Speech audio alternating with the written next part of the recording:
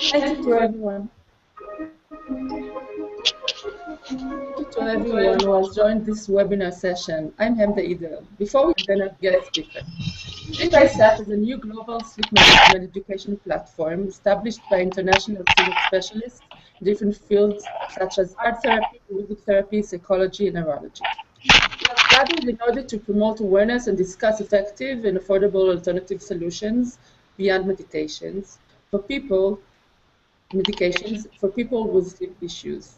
Whether you have sleep issues, work in this field, are a student studying this field, or just in general want to learn, this webinar is for you.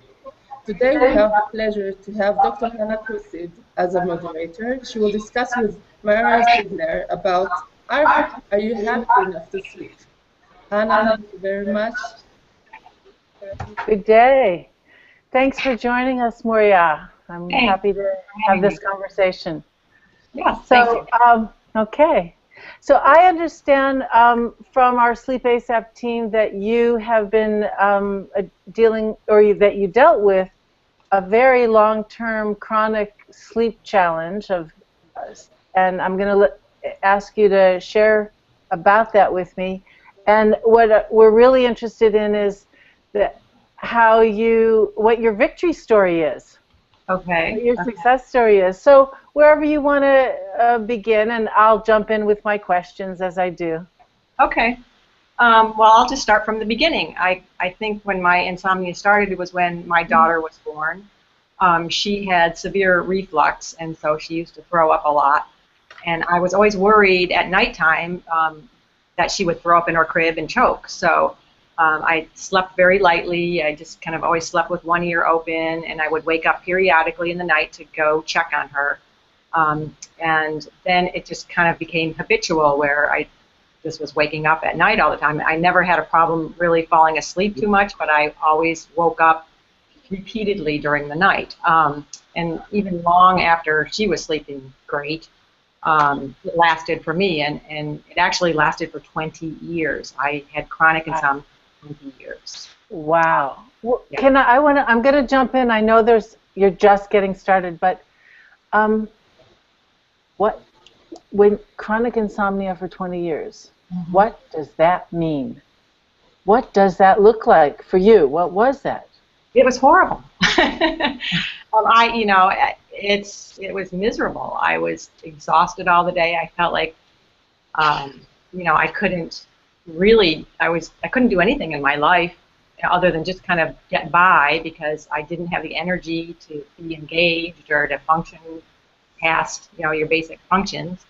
And psychologically it was hard because, when you're tired all the time, you're miserable.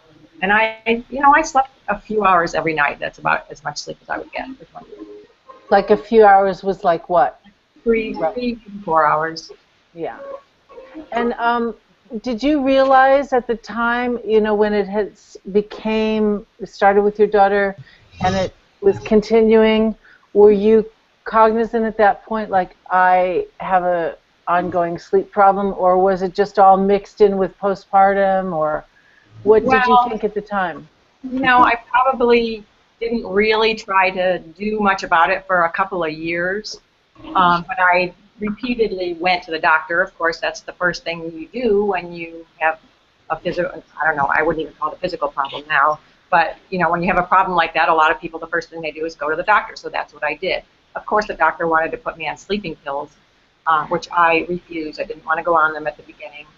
And so I searched for solution after solution after solution, and I tried everything. I bought a new bed, I bought new pillows, I tried melatonin, I tried every supplement out there, I tried hypnotherapy, I tried acupuncture, I tried seasonal effectiveness disorder, light therapy, noise machines, relaxation techniques, you name it, I did it all. I tried everything. And so I do have another question. One of the first things that comes to my mind, even at the beginning of your story, is partly because of my experience in working with, as a birth doula and working with new moms, is, of course, there's a massive hormonal shift, and that's an additional factor. Yes. And did anybody explore that No, as part of? that was never mentioned to me, or I felt like that probably contributed to it, but because it was so ongoing after that, I mean, obviously that might have triggered it, but it didn't maintain it. Yeah.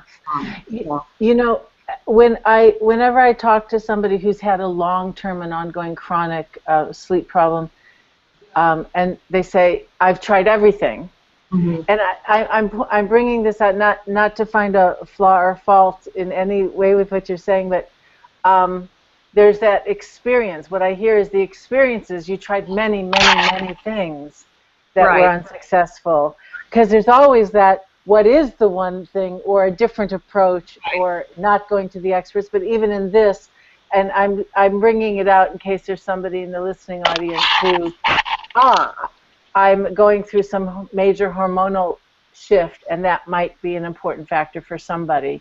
And So. Yeah, and another point is, like you say, as I say, I tried everything. Well, obviously, I didn't try everything because I finally ended up with something that did work for me. And for somebody else, hypnotherapy might work, or meditation might work, or I mean, there's things that work for different people. I'm so glad you brought that up, because it is really, really individualized. And I also, here I'm jumping in again with my That's next. okay. When you went through the list of things you tried, and I'm curious, and again, so that listeners can get a sense, did you like when you tried acupuncture? Was it 3 sessions? I'm not feeling anything, or were you at it for 26 sessions and got no I think I did it for about 6 months, and I got relief out of it, temporary relief, where it made me really, really relaxed, and I would come home from the sessions and just like fall asleep on the couch, take a nap, because I was just so relaxed. But it wasn't something that helped me long term, like sleeping at nighttime and habitually being able to sleep every night. Some of the things helped temporarily or a little bit, but these things didn't help, long. Change the whole situation. But that's still an important point to bring out, because there's maybe somebody who says, I'll take the temporary relief while I'm trying to figure out what's right for me. Yeah. Definitely, that's a valid point. Another thing I did try, which I didn't mention, was cognitive behavioral therapy, which helped more than anything else, but still didn't do it for me as far as being long-term or being really, kind of a total fix for me. Right, right. And I didn't hear in the mix, and I'm just curious because it's one of the things that I investigate when I'm working with people early on. What did you have any ongoing or routine with physical activity, running, the gym, yoga, anything like that? Yeah, continually. I'm a very active person, and I work out, 4 to 5 times a week. So, and I always have been. So I've always done physical activity. I always eat right. I'm pretty healthy. I'm a very healthy person. Otherwise, it's just, the sleep. The one thing I didn't mention that I tried, and this kind of continues my story, is that, so I tried all these things, and none of these things worked. After years and years of my doctor trying to get me to take sleeping pills and SSRIs, which are antidepressants, yeah, I finally gave in, and I said, okay, I'll try the SSRI. So I tried that first, because she was telling me that I needed to up the serotonin levels in my brain, just to kind of get the receptors filled up or whatever. So I tried the SSRIs, and they kind of helped for a few months, maybe 3-4 months, and then it kind of leveled off. But for some reason, I kept on them. I didn't feel depressed, but I felt like, well, it might be helping, so I'll keep taking them. And then she gave me sleeping pills, and I would just take them here and there when I really needed to get a night's sleep. So I started taking them here and there, and gradually, that here and there became, a little bit more often and more often, until I found I was taking them every single night, and I couldn't sleep without them.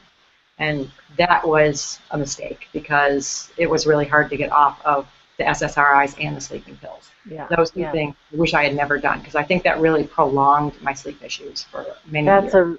That's such an important thing to realize, and of course to be kind and generous to yourself now that you know, even with having some regret, it was the best you could do at the time with everything that you were going through. And I want to ask something about the SSRIs, and you mentioned depression, that you weren't particularly feeling depressed, but maybe they would help some. Were you or others around you, was there a perception that you were depressed, or were you aware that any aspect of depression was related to the sleep deprivation? No, I knew that I wasn't depressed, and my doctor knew I wasn't depressed. I felt kind of, when I didn't sleep, I felt miserable, but it didn't feel like depression to me, and I knew I wasn't miserable because of the nights that I did sleep well occasionally here and there, I felt great. So I didn't feel like I had depression. Okay. But depression can lead to sleep issues. I know that. There's a strong correlation. Well, go ahead. The other thing that that happens is that sleep deprivation can be depressing. You know, this right. It's a vicious. Right, the vicious cycle, and you already had, your baseline was being a healthy person who ate well and exercised well. Somebody who maybe doesn't have such a strong baseline of a healthy lifestyle and isn't recognizing that how significant a sleep issue is.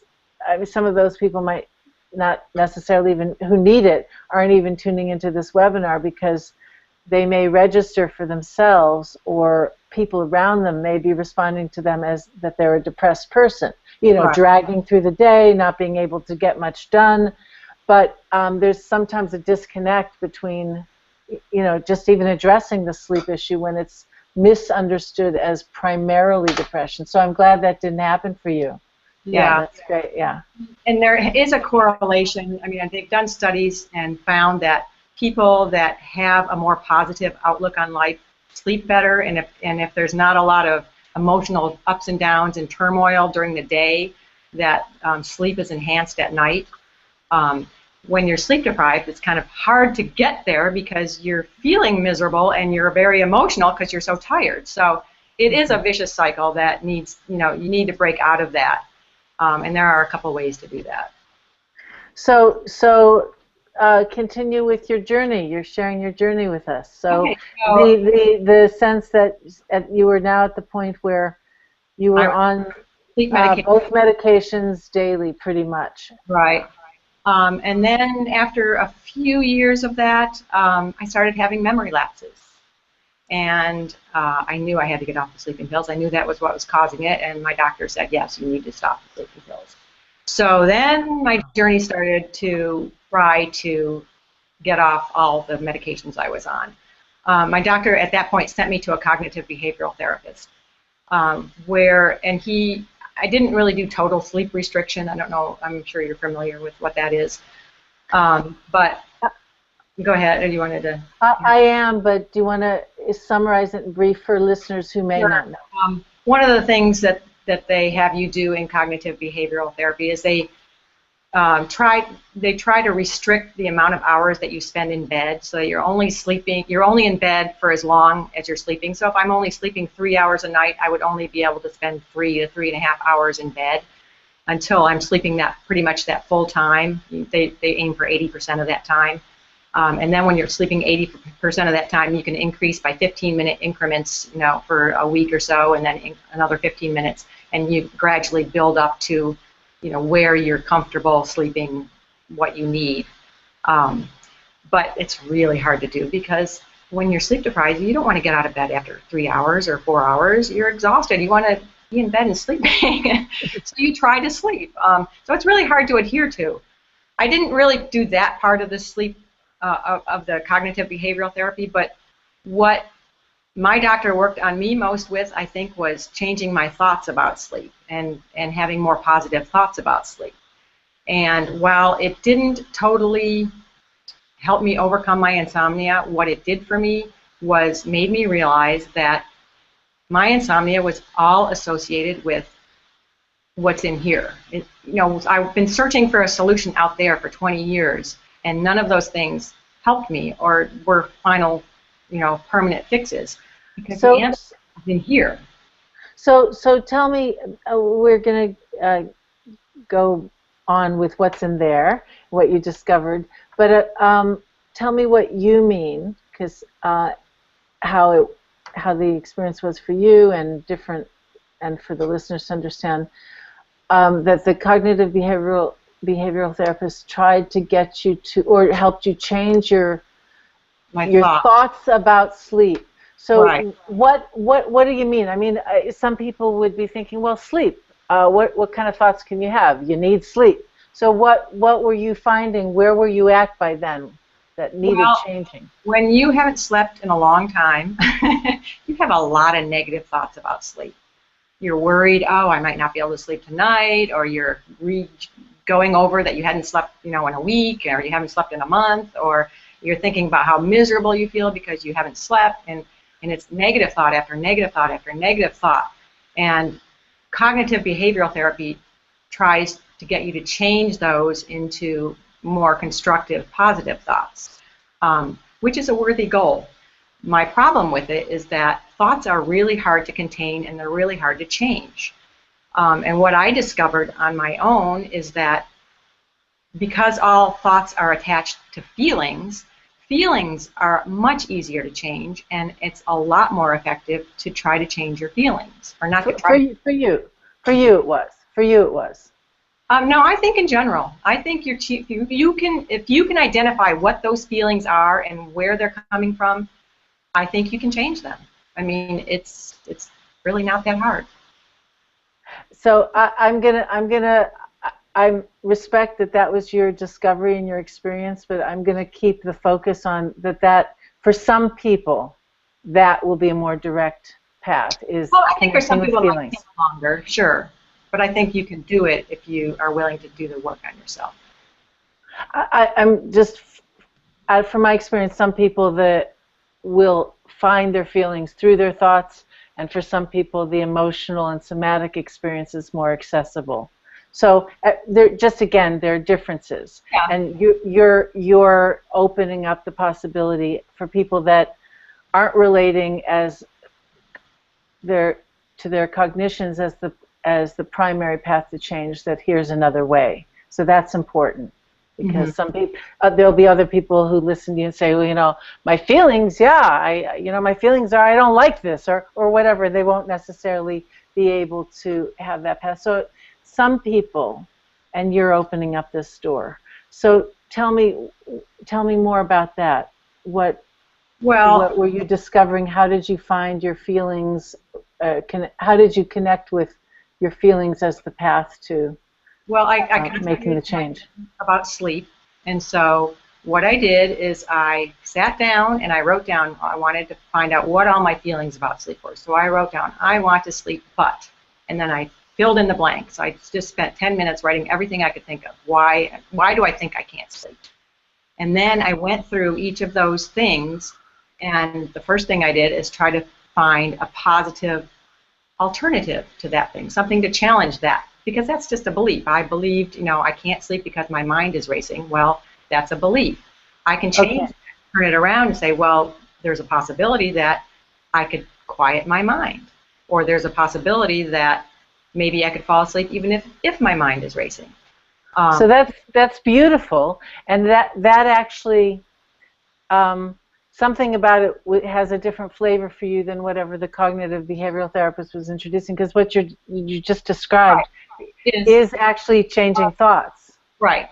What I did along with that, though, that's what I want to hear. Yeah. Is,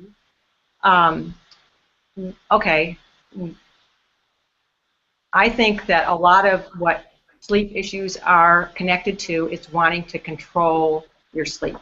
Two things: wanting to control your sleep, and fear of not being able to sleep. So, and those are two really strong emotions. So what I did is, when I would feel those things come up, I would just let them go, because they're not attached to me. They're something that I can say, okay, I'm feeling this, I'm just going to let it go. And if you continually keep letting it go, I mean, I did this for a month, every time I came up with a feeling of wanting to control something or fearing that something's not going to happen and wanting the certainty that it would happen, I would just let it go. And at the time, I was cutting down on my medications, but I was still taking medications. But by the end of that month, I felt like I didn't even need the medications anymore. Wow. I totally just had no need for them, and I just stopped them like that. That's fantastic. It's really so powerful. when you were noticing the fear or any feelings of fear or thoughts about wanting to be in control of your sleep process, did those two experiences surface around other things in the day that you also were noticing? Yes, they can. I mean, sure. I mean, everything's attached to everything else. I was mostly just concentrating on my sleep because that, to me, was the most important thing in my life at the time, because I knew that if I couldn't sleep, I was going to be miserable. So that was like my #1 priority. And yes, I mean, there are other times during the day when you want to control things, and if you can just let them go, that's great. But, you know, if you're just working on your sleep right now, it's, you know, concentrate just on that if that's all you can do. I mean, if you can do it other times too, I think that's really wonderful.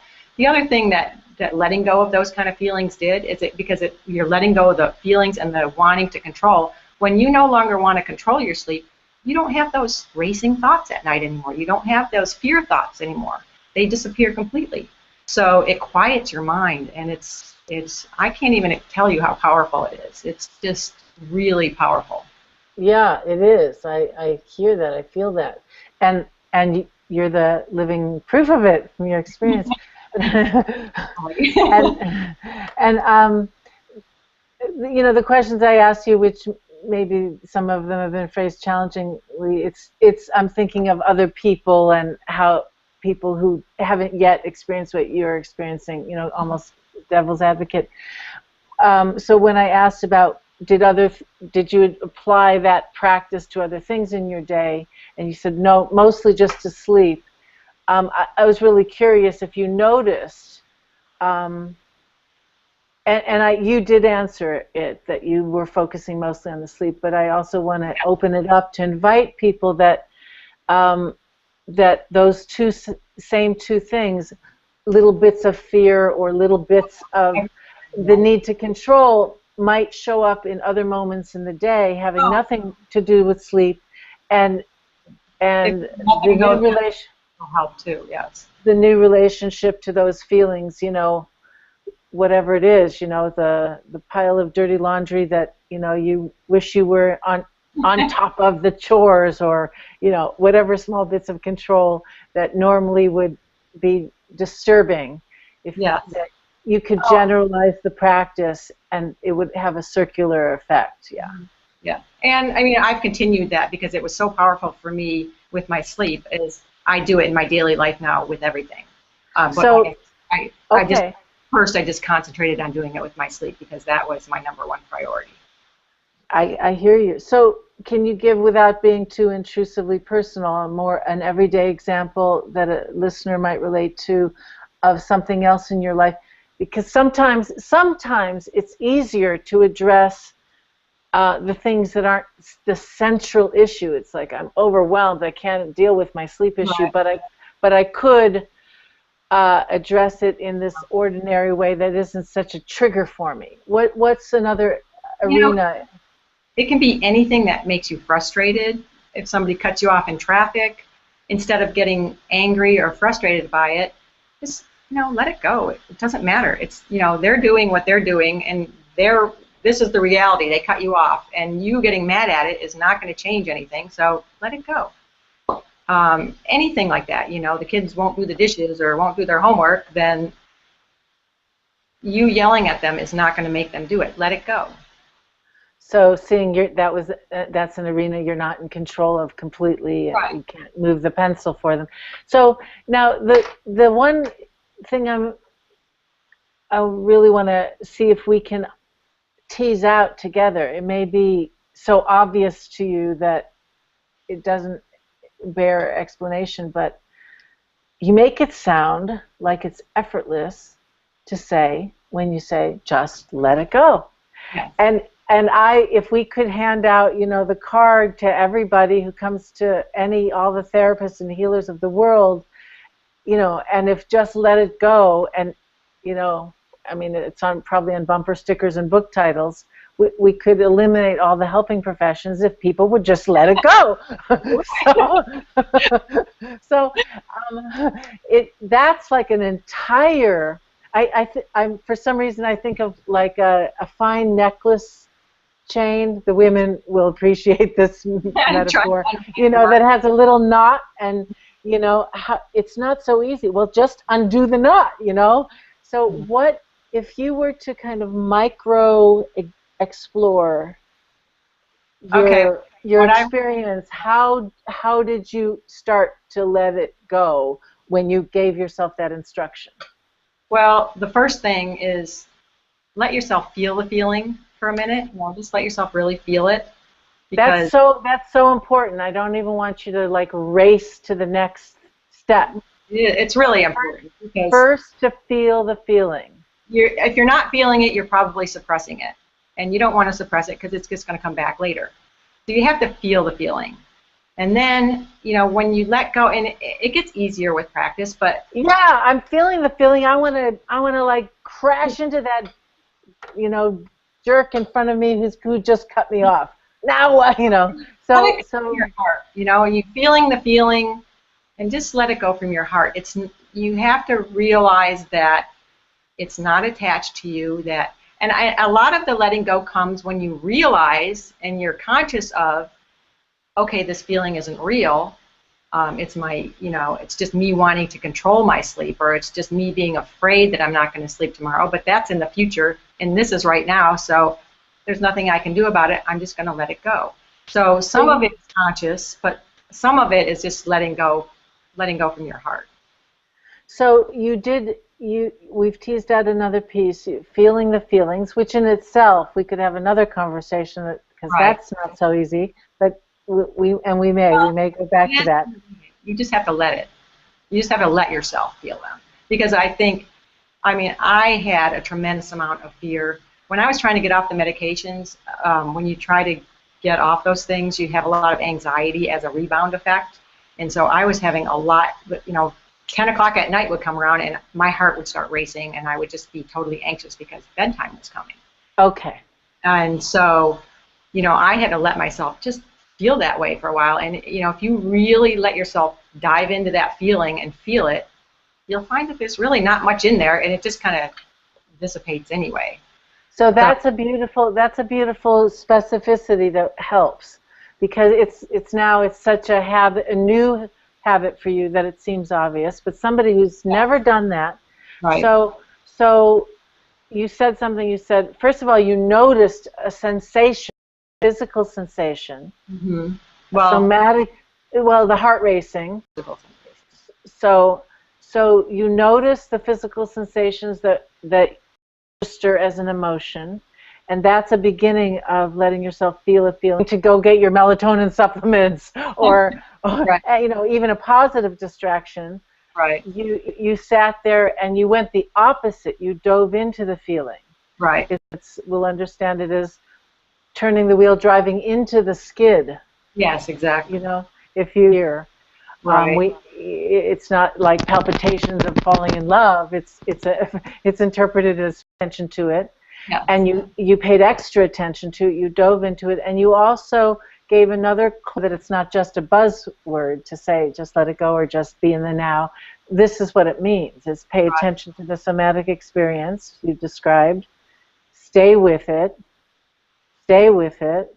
Stay in the now. The mind wants to go to the future. Stay in the now.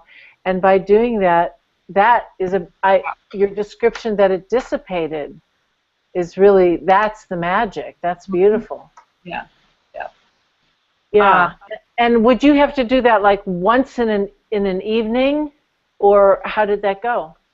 When I was in the process of recovering from my sleep issues, I would spend my lunch hours just kind of letting things come up. I wasn't doing the diving in part, but I was just letting my feelings come up and then just consciously letting them go out of my consciousness. I would spend my lunch hours. I'd go for a walk for half an hour and just do that for half an hour. I would do it on my drive time to and from work, and I did it probably, I may have done it like in the morning when I woke up or something like that. But I did it every day. Okay, And so not just when... as time as I could doing it because I wanted results and I wanted them fast. And so that's an important piece. It's not just when 10 o'clock rolled around or it was time to think about bed.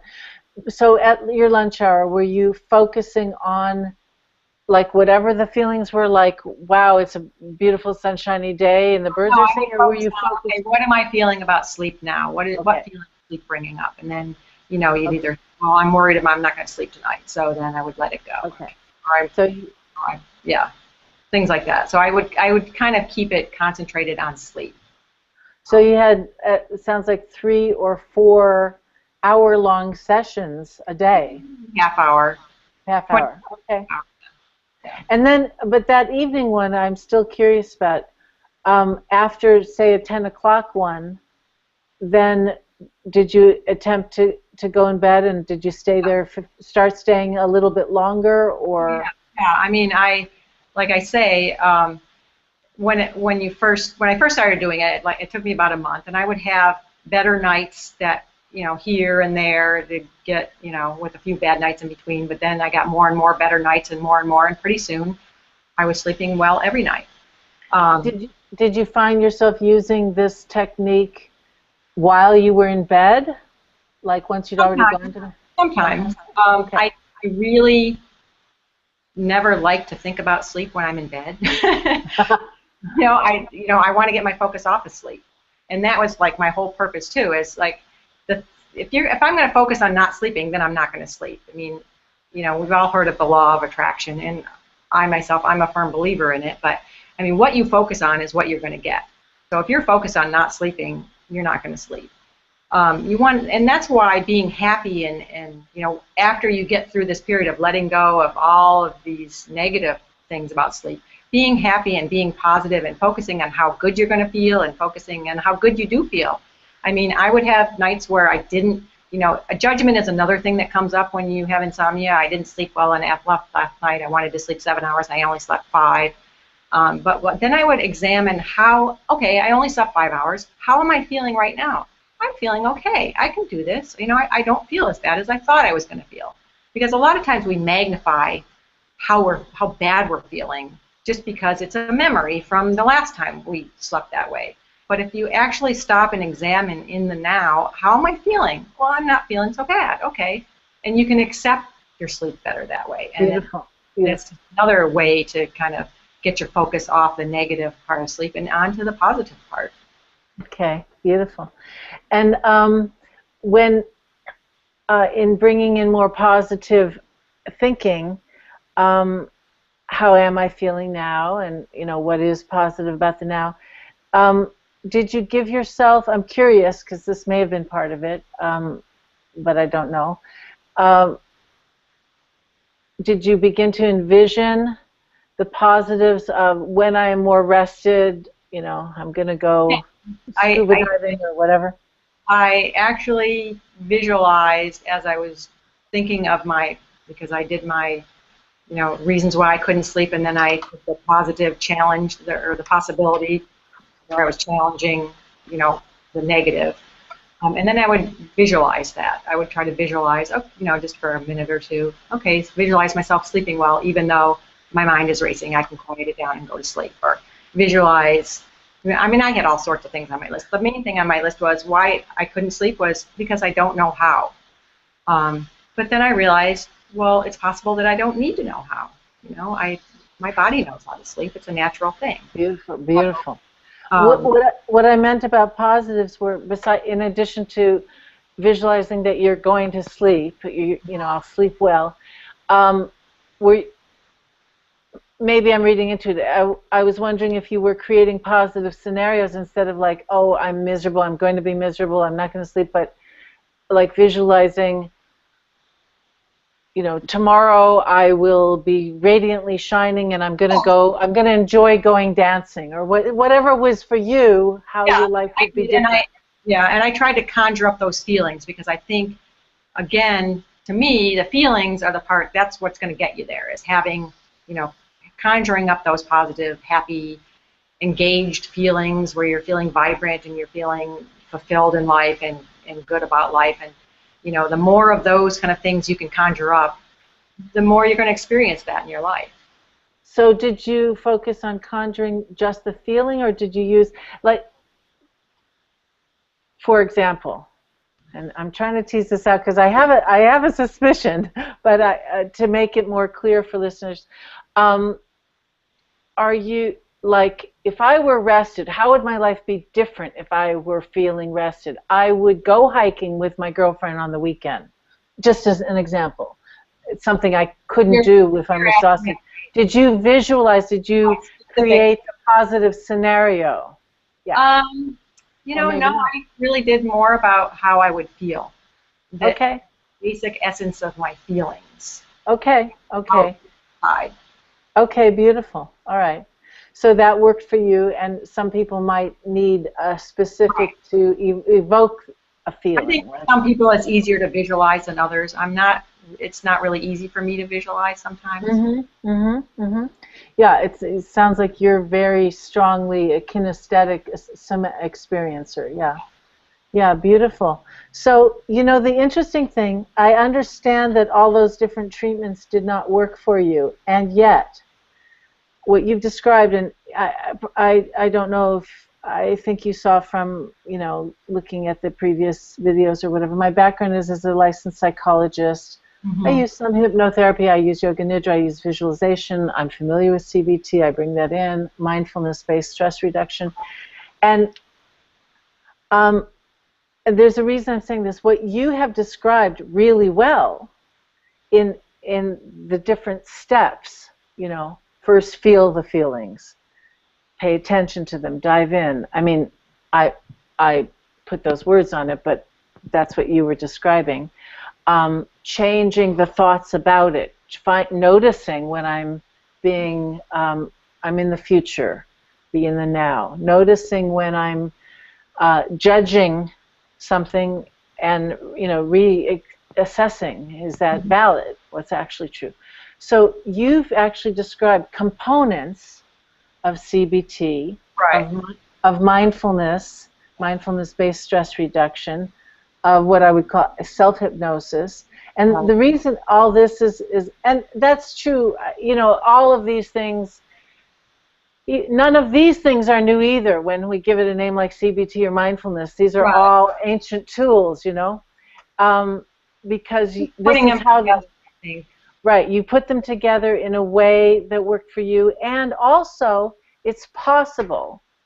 I just want, as a indication of hopefulness, that some of the tools, the ways of thinking about it, the ways of working, even when you mentioned the power of attraction, which wasn't a formal, therapy. It's not kind of in the mainstream, but it has to do with a way of thinking, a way of being in the world, and I think that's my point. Is that, the things that I was looking for externally, like sleeping pills and new beds and stuff like that, didn't help me. But the internal stuff, when I put it all together, I found a solution that really helped me. And there are different components to it, and some components might work for some people and others might work for others. And the other thing is that probably, like when I went through cognitive behavioral therapy, I just wasn't ready mentally. I wasn't ready psychologically to allow myself to sleep yet. And one of the ways that, and this is very telling, my cognitive behavioral therapist had me keep a sleep log, which is what they do so they can measure your sleep efficiency and find out if you're improving. And now that I look back at it, it's kind of embarrassing, but I think I actually used that sleep log to prove to him that I wasn't sleeping. Rather than using it as a tool to get better, I was using it as, see, I only sleep 3 hours a night. I wanted validation for that. And that's, I'm sorry. That's that's a valid need. That's a valid feeling, is for somebody to recognize you're suffering. But I didn't realize that until after I had gone through the cognitive and stopped doing it and kind of done this other thing with the feelings. And then I was really crazy. Not your, actually, I'm going to say that that's not your responsibility or your fault that you didn't realize it, because you were sleep deprived. We could say, I won't go so far as to say crazy, but you're in an imbalanced state. And a therapist who was looking at that log, there's a, you know, I didn't say I'm a cognitive behavioral therapist. I am familiar with it. I use the principles. Many of these things have been so tightly compartmentalized, this method and this method, that somebody who's trained just in the one method only sees that. A more skilled therapist, whatever their tool, because CBT or mindfulness or art therapy, these are different tools. Whatever their tool could have, ideally, put down their notebook and say, or whatever, their chart, their efficiency chart, and say, I see you're suffering, I hear that, I get it, and I'm noticing that you're using your logbook and you're talking to me to prove how little sleep you're getting, and I really see that. Yeah. Then you would have been on the same page, and you might have said, this therapist gets me, and you might, so I want to, like, not to necessarily, and this is for you and for other people who are listening, not to necessarily blame themselves, and not to necessarily have this perspective that this tool or that tool doesn't work. I do want to really say that it can depend any form of therapy, and that includes your medical doctor. There's a dependent, it has the relationship with the person who's helping you makes a difference. Yes. And it also wasn't necessarily a waste of your time or money, because those tools, even if they were on the back shelf, when you had them, when you applied them all masterfully. Yeah. You I became. felt like I had to take from here and there and put together a puzzle for myself. But you know, and I just saying this to other people that can't sleep is, you know, it is possible to do that. It is possible to come. I mean, I had insomnia for 20 years. If I can come out of it, anybody can come out of it. So, you know, I'm happy to report I've been sleeping really well for 3 years now. So. Yay. Yeah. And in addition to sleeping well, this perspective, all the skills and all the tools that you are now a master of, you have them to be able to apply to other situations in life too. You gave the everyday one of a traffic frustration, but there are bigger frustrations in life too. Things. And I think also, now that I'm, you know, not sleep deprived, I feel so much more engaged in life, and I feel like I can do anything. If I can do that, I can do anything. And like using these tools, I know I can do anything. So, I mean, it's just really empowering. That's beautiful. And one of the things that you're doing, I know, is being available is to help other people through their sleep challenges. Yeah, I don't really see anybody else go through what I went through. I do have a website. If people have questions and they wanted to contact me, they could. It's called thesleepformula.com. So, and that's going to be up on our page. So, it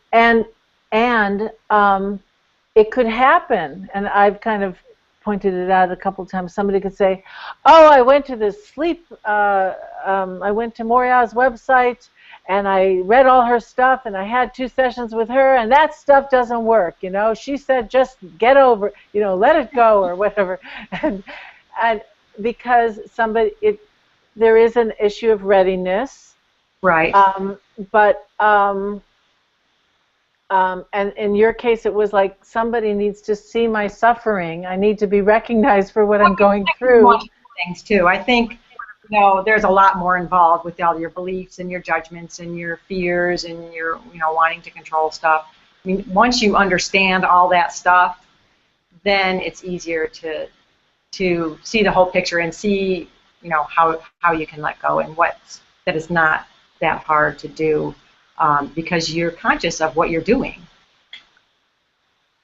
I mean, once I realized, for instance, that I was wanting approval for or validation for not sleeping, I could just let that go. Okay. Okay.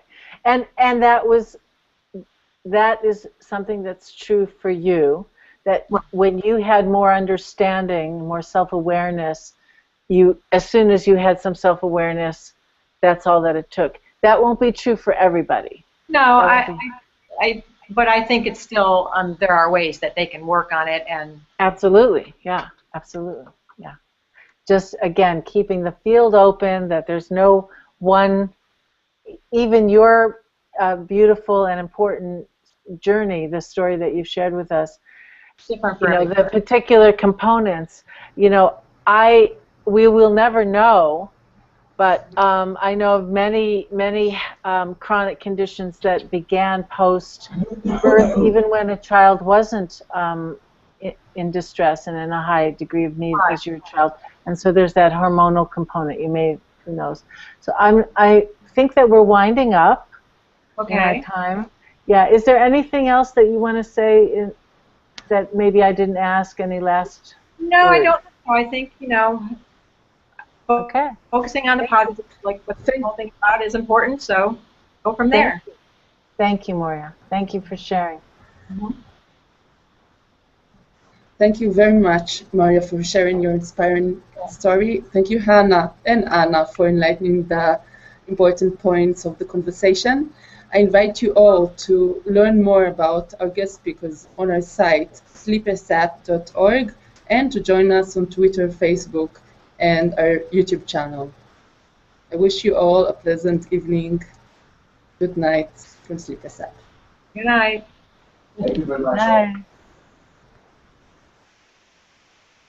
So, searched for solution after solution after solution, and I tried everything. I bought a new bed, I bought new pillows, I tried melatonin, I tried every supplement out there, I tried hypnotherapy, I tried acupuncture, I tried seasonal effectiveness disorder, light therapy, noise machines, relaxation techniques, you name it, I did it all. I tried everything. And I do have another question. One of the first things that comes to my mind, even at the beginning of your story, is partly because of my experience in working with, as a birth doula and working with new moms, is, of course, there's a massive hormonal shift, and that's an additional factor. Yeah. And I'm wondering, did anybody explore that? No. As part of? No. That was never mentioned to me, or I felt like that probably contributed to it, but because it was so ongoing after that, I mean, obviously that might have triggered it, but it didn't maintain it. Yeah. Whenever I talk to somebody who's had a long-term and ongoing chronic sleep problem, and they say, I've tried everything, and I'm bringing this out not to find a... It was miserable. I was exhausted all the day. I felt like, I couldn't do anything in my life other than just kind of get by, because I didn't have the energy to be engaged or to function past, your basic functions. And psychologically, it was hard because, when you're tired all the time, you're miserable. And I slept a few hours every night. That's about as much sleep as I would get for 20 years. Like a few hours was like what? 3 to 4 hours. Yeah.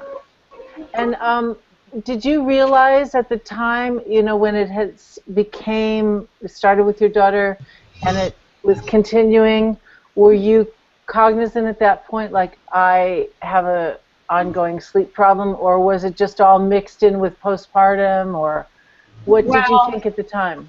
I probably didn't really try to do much about it for a couple of years, but I repeatedly went to the doctor. Of course, that's the first thing you do when you have a physical, I wouldn't even call it a physical problem now, but when you have a problem like that, a lot of people, the first thing they do is go to the doctor, so that's what I did. Of course, the doctor wanted to put me on sleeping pills, which I refused. I didn't want to go on them at the beginning. And so I... Flaw or fault in any way with what you're saying, but there's that experience. What I hear is the experiences. You tried many, many, many things that were unsuccessful. Because there's always that, what is the one thing, or a different approach, or not going to the experts. But even in this, and I'm bringing it out in case there's somebody in the listening audience who, I'm going through some major hormonal shift, and that might be an important factor for somebody.